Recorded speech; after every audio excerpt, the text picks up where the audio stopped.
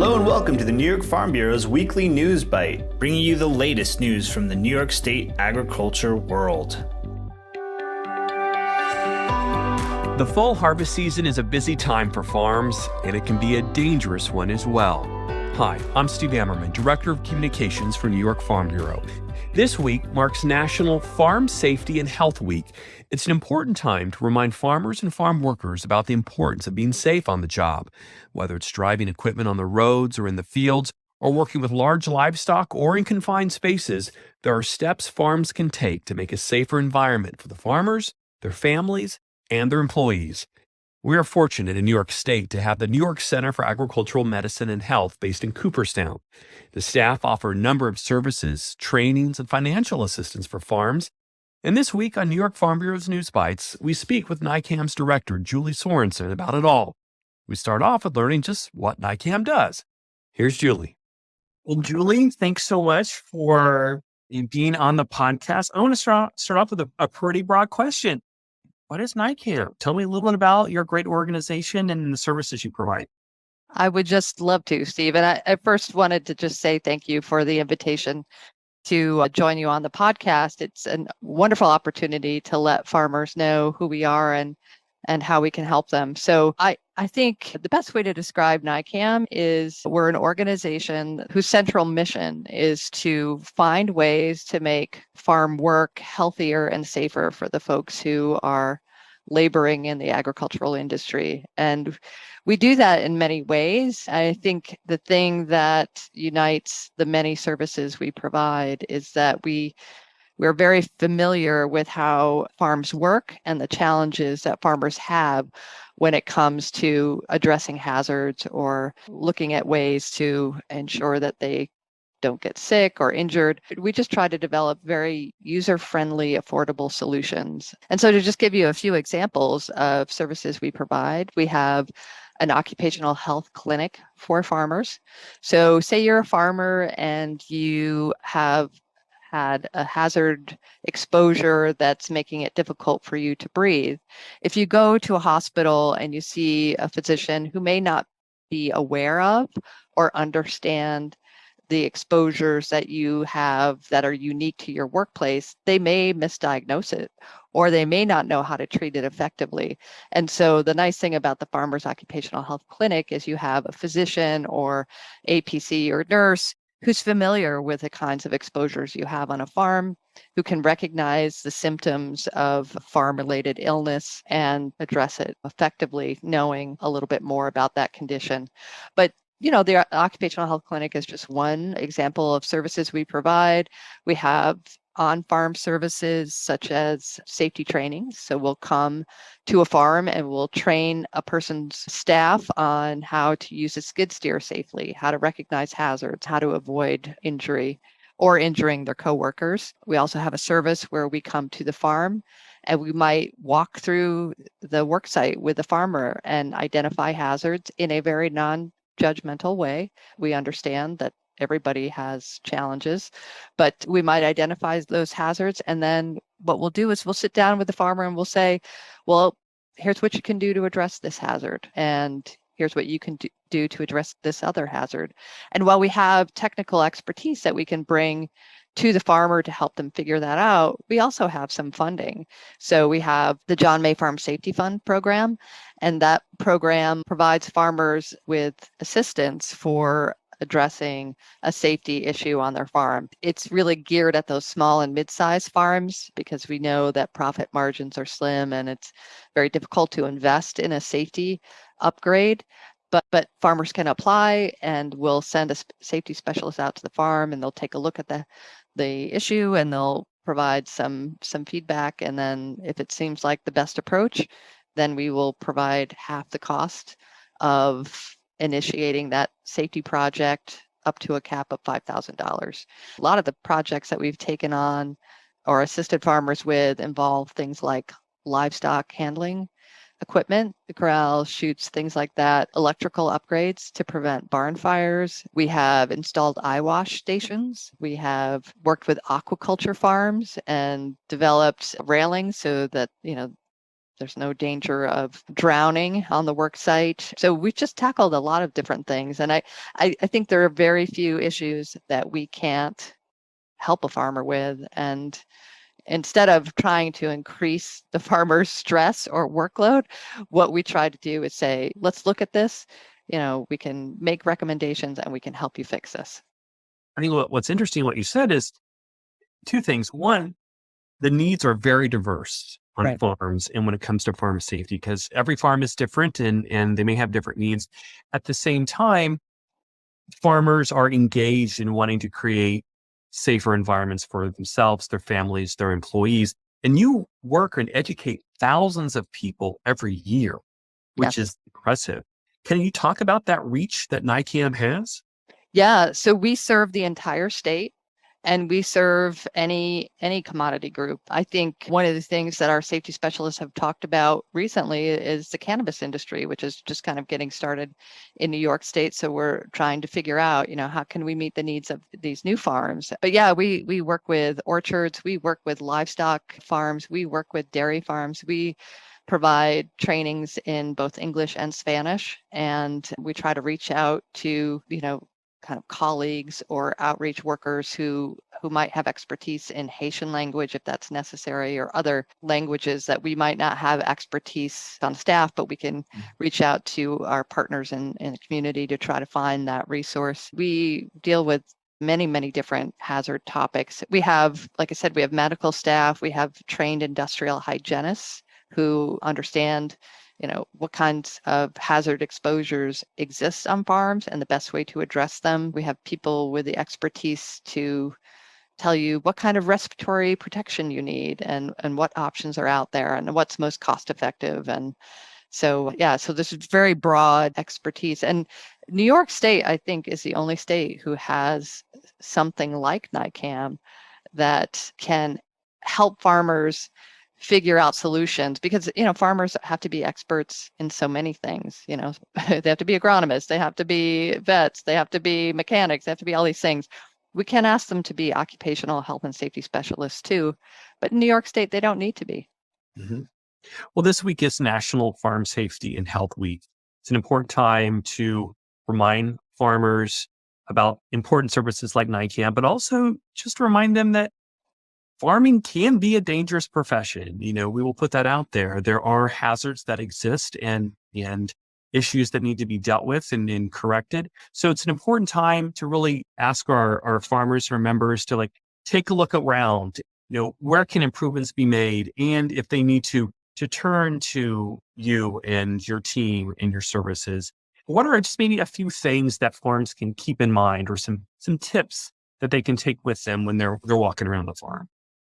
Yeah, I think that if you look at fatality and injury statistics in agriculture, what you'll see is that equipment figures prominently, as do livestock handling injuries or chemical exposures. So those are things that can be effectively addressed. So for example, let's just take tractor overturns. That's the most frequent cause of death on farms in New York State, but we have a program that helps farmers install roll bars on their tractors that don't have a roll bar. And so we provide funding for that, and we provide logistical assistance finding the right equipment for that tractor. We have the John May Farm Safety Fund program that can help put in livestock handling equipment, and that reduces the risk for an animal-related injury. We have a personal protective equipment program, and that allows us to send equipment to the farm. Or if we're headed out that way, we might just drop the equipment off the farm on our way out to do a training somewhere. But things like PTO drive lines, entanglements are another frequent cause of injury, permanent disability, or death.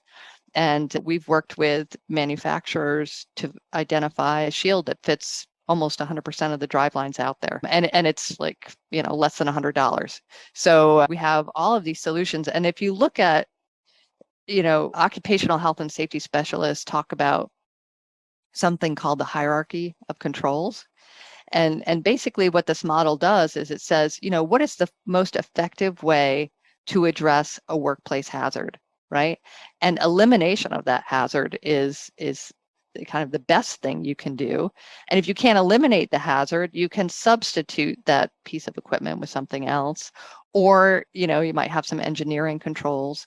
But what we try to do is use that way, that model to look at, what's the most effective way of addressing that hazard, and how can we do that in a way that makes it easy for the farmer or doesn't, cost a lot of money.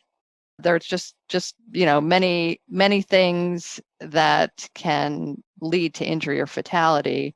And I would say when a farmer's walking around their farm, the things they want to keep their eye on are things like equipment that's not been maintained, or equipment that needs some kind of replacement of shields, or livestock, and protections be put in place that kind of eliminate the exposure to those livestock handling hazards, because those are what we see most frequently. Farm families are often working side by side with siblings, children on the farm, and there are legal requirements on what children can and can't do on the farm. But if a parent is interested or looking for information, are there guidelines or support that can help parents know what may be best for their children when it comes to working on their farms? Absolutely, there are.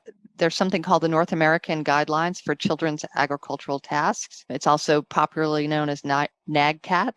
And the NYCAMH information provides guidelines that help parents figure out, what tasks can I give my child on the farm that align with their developmental abilities. So if I have an 8-year-old on the farm and they want to be involved in, what we're doing, what kind of chores make the most sense to have my 8-year-old help with. And we also have farm safety trainings that parents can sign their children up for. They're usually held in the summer so that, we can help kids identify hazards on farms, understand what they should do and not do. And then we have safety specialists who are happy to do trainings even for children. So lots of resources there for the parent who wants their child to be involved in the farm. Yeah, again, you do so many different things, but it also takes money to do all of those different things. And funding is a challenge for every organization, every farm. But NYCAMH's funding has been static for many, many years, even though the needs grow. How are things going, and what could be helpful for NYCAMH to be able to do more and reach more people? Yeah, so I think, as you mentioned, our funding has been flat for the last 12 years. And so, what a dollar could purchase 12 years ago is much different from, especially in the last 2 or 3 years, is much different from what a dollar can purchase in today's world. So it has been a challenge for us, especially when you think about, I think there have been estimates that the cost of medical supplies have tripled even in the last few years. Gas prices have increased. And because we provide on-farm services, we spend a lot of time in vehicles driving to the farm. So the price of gas has been very challenging. I think the other thing that's been challenging is the people who work here, are very passionate about meeting the needs of farmers. So what we tend to do is say, oh, I see we need this program, so let's add this to our program portfolio. And then we need this program, so let's add this program to our program portfolio. But there's no additional funding to provide those services. So I think our staff is, stretched a bit thin, and our operational expenses have increased. So I think the thing that would be most helpful is to just have an adjustment based on inflation and to increase programming. It would also be nice to have funding to increase and provide additional services that the farm community has requested. So for example, we've had several farms who've said, can you come to the farm and do health assessments for our workers? We would really like to see our workers have access to a doctor to get vaccinations, to get things of that nature. And so we would love to be able to do that. That would, of course, require additional funding. But I do think that it's very difficult for farmers and farm workers to get off the farm to see a physician, let alone a physician who has expertise in agricultural conditions. So it would be really wonderful to see some additional funding. So I think what would be helpful is if we could talk to policymakers and talk about potential that there is to kind of better meeting farmers' needs. That would be very helpful. And just to help folks understand, is your funding primarily state funded? Do you get some federal dollars? That's an excellent question. For much of the services that we provide, it's state funding. We do have some federal funding that allows us to conduct research, and that research allows us to develop programs like the New York State Rollover Protective Structure Rebate Program. Now, that program worked really well because we had research money to go out and identify the issue and come up with a solution. While that federal money allows us to conduct research, the actual service provision is largely covered by our state funding, which is why it's so important. It allows us to actually get out there and work with farmers one-on-one.